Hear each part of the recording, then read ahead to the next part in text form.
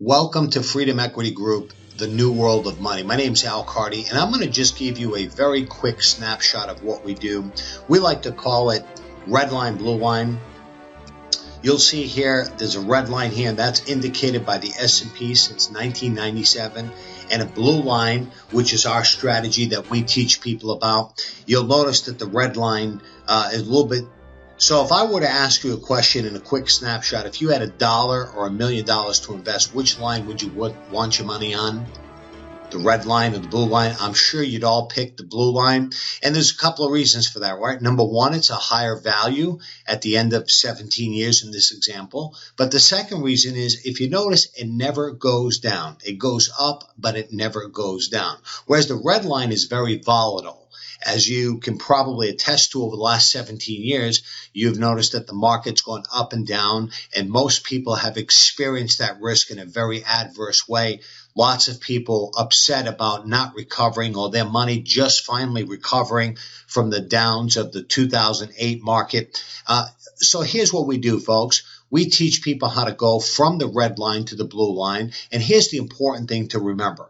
As I asked the question earlier, everybody picks the blue line versus the red line. But there's 96 million people in this country who are on the red line. Why do you think that is? Clearly, they don't know there's a blue line.